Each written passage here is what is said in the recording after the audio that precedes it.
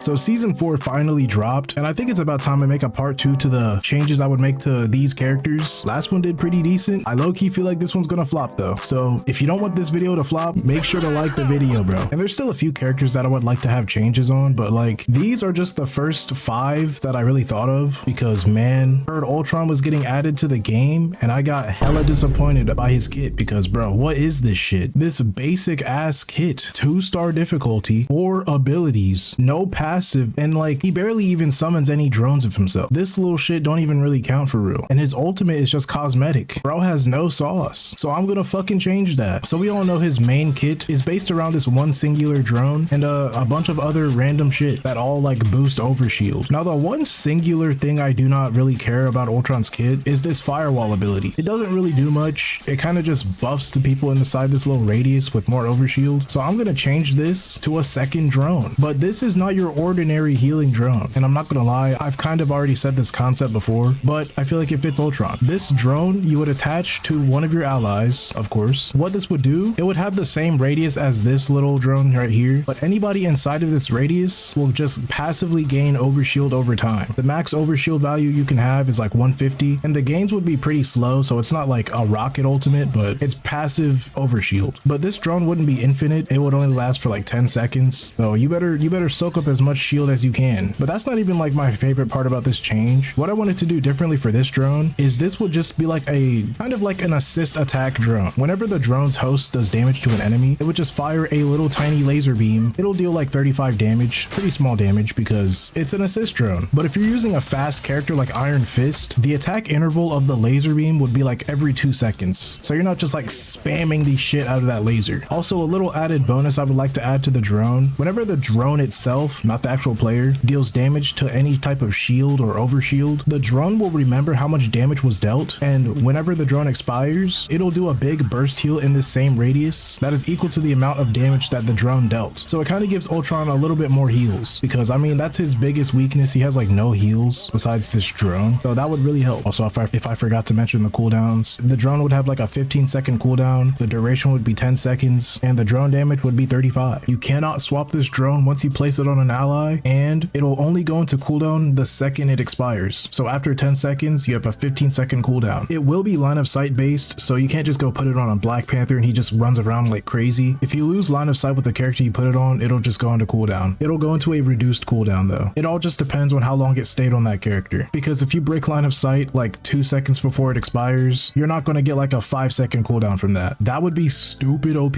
So you better be diving with that Black Panther or just put it on your tank or one of your frontline DPS. I don't know. I think that's really all I wanted to change with Ultron. Just change this fucking firewall ability to something cooler because this is lame as fuck. Next, we move on to the main man Blade. I really thought I would be maining this character. I was sadly disappointed to see that his kit is basically just shotgun simulator. I hate this, bro. In the future, I'm thinking of a rework that like completely removes the shotgun as a secondary weapon. I think the shotgun should only be like just an ability, something he has in his kit, but his main kit would focus around the sword. But for now, I'm gonna just talk about the rework that I already wrote in my notes. Whenever Blade is in vampire mode, you see he has this little tiny meter at the bottom. He has a maximum of 10 stacks and it decays pretty quick over time. Since his sword kind of does booty damage, I was thinking maybe every time he gets a stack of that vampire whatever, it just boosts his damage by 2%, meaning he would have a max of like 20% damage. Why am I lagging in the practice? Also, in vampire mode, I would remove the reduced healing he gets from allies. I think he should only be able to heal himself through self-healing only. So I would slightly buff the self-healing, or maybe I'd just keep it the same because it's pretty high. I don't know. Okay, I worded it pretty poorly. What I meant is that he no longer has a healing reduction applied to himself. He just no longer can be healed by allies, period. So that 65% lifesteal would just be flat. You know what? That sounds a little broken. Maybe just reduce that to like 55, but who really knows? Guang, you need to do something about Blade though. And then a little added thing I would do for his little vampire stack thingy, whenever he's at 10 stacks and he's at full HP, which is usually never, the health he would be gaining gets converted into overshield, which would max out around 200, just to make him feel like an actual tank, because I think they wanted him to be like a pseudo tank, but this man feels squishy as hell. His vampire form isn't crazy weak, but it's gotta get buffed. It's gotta get buffed. I would also add an ability in his vampire form. Whenever he blocks something, he has the ability to just perfect parry for a little while, and it wouldn't be like Captain America's shield where it blocks and just deflects projectiles. projectiles. For Blade, he would have to block something, and as it's hitting the shield, there'd be like a 1 second window for him to use just a single primary fire, and that would be a parry. Maybe like half a second window, but you know, you get the idea. I want him to be able to like parry and attack. But the downside of this parry ability is that after he's parried something, his shield would go on a 5-second cooldown instead of the 3. So you'd really have to like pick and choose if you want to parry or not. And you can also parry only one projectile at a time, so you got to know what to parry. Another thing I would do, since I mentioned I hate the shotgun, I would just nerf the amount of fucking damage it does to kind of promote you playing the sword mode more, because I'm pretty sure this man can 2-shot Luna. Yeah, he can literally 2-shot Luna. Bro should not be able to do that. I understand it's a shotgun, but bro, dear God, I'm not gonna lie, bro. The base shotgun should be doing something like around this, bro. I'm not gonna hold you. I hate the fact that people use the shotgun more than the sword. Maybe slightly more, but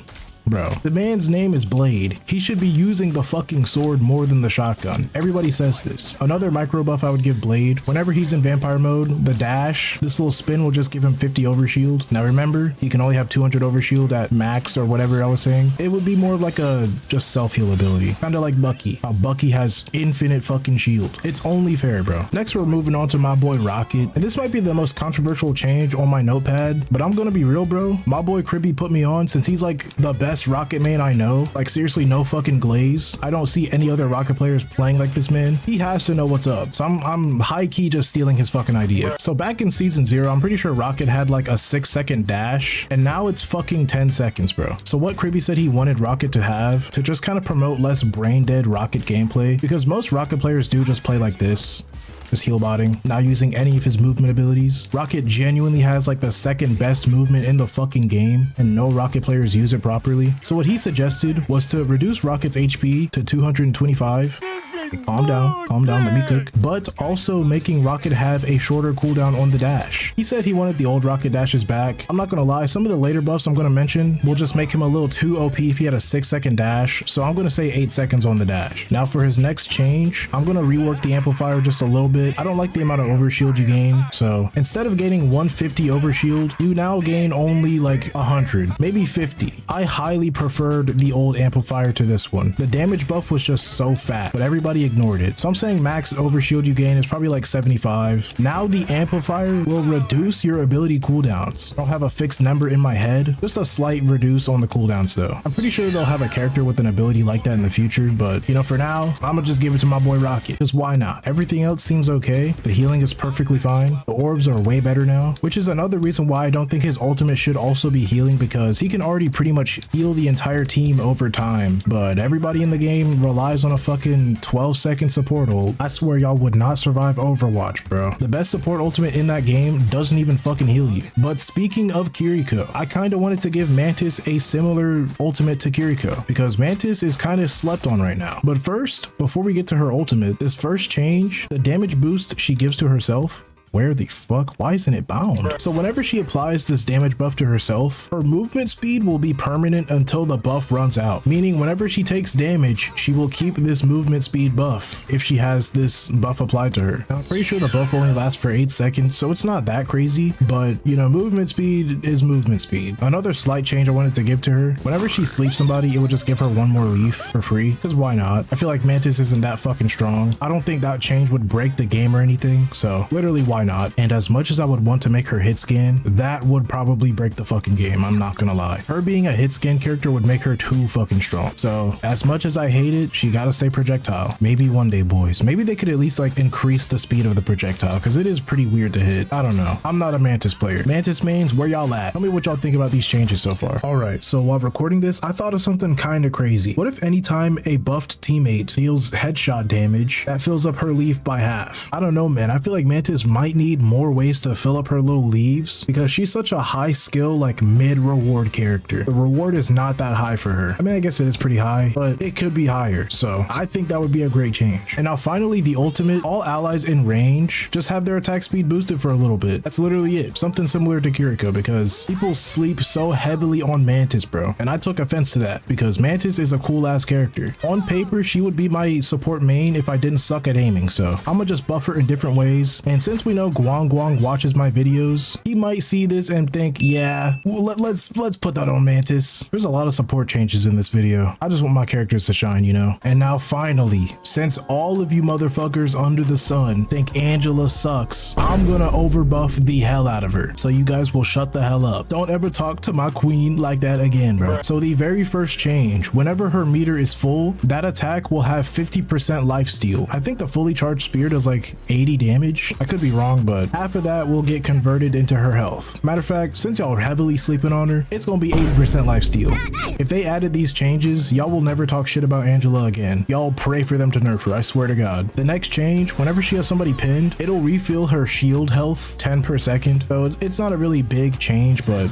you know, it'll help. Since y'all be complaining about, oh, she's the only tank that can't tank. All right, bet, bro. She gonna be tanking for sure now. She gonna be tanking for sure. And since people thought she would be like Flying Reinhardt, I might as well add his little pin damage. Whenever she pins somebody and they hit a wall, it'll just deal like 20 extra damage. Something small because I mean, she already obliterates people and I don't know why. I don't know why people complain about her damage. She already obliterates people, but you know what? Fuck it. I give her more damage so they all shut the hell up. So whenever they hit a wall, 20 extra damage right there. And the little meter on the side that activates the assassin's charge, the activation cost for her assassin's charge is 30% of this little white meter, the red part. So I would just decrease that to 20%. And now the last change, I would just heavily buff this little feather damage. Does it need a buff? Maybe. I don't really think it does, but people are complaining about her damage and her tank ability, so I'm gonna just overbuff the shit out of her because why not? The website just says it does a max of 30 damage over time, so I'm gonna change that to 100 damage over time. If they ever added any of these changes, I better not hear anybody complaining about Angela anymore. Speaking of Angela, if you want proof that she's pretty good, go watch my most recent video. It's actually pretty funny too. I guarantee you'll have a laugh. Initially, it wasn't supposed to be a guide video, but I mean 7 minutes of that video is like Angela guide and tech stuff, but you can skip that part and just go straight into the gameplay. That's where all the funny shit is, and that's where all the, you know, Angela magic is. So go check that video out. Papa gotta get paid. Your boy trying to save up for a car. The last character I would change, this dumb ass motherfucker Bucky, bro. I am so sick of this man always getting shadow buffs, slight baby buffs. He does not need buffs, bro. He is good. Guang Guang, stop fucking buffing this character. There's no reason for him to have this much CC, this much overshield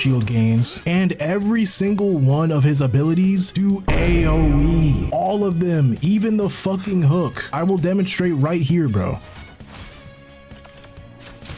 Why can I grab both of these motherfuckers? It's a grappling hook. Why am I able to grab 2 players?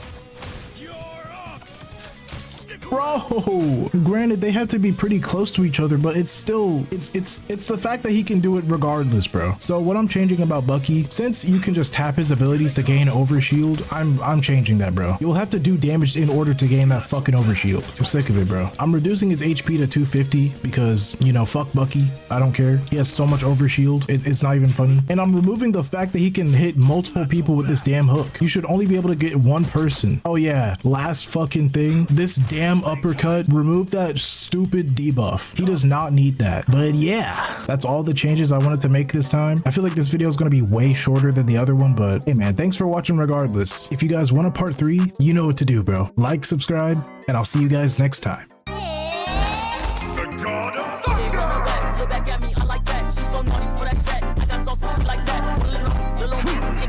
My teeth, niggas pocket tightly. I feel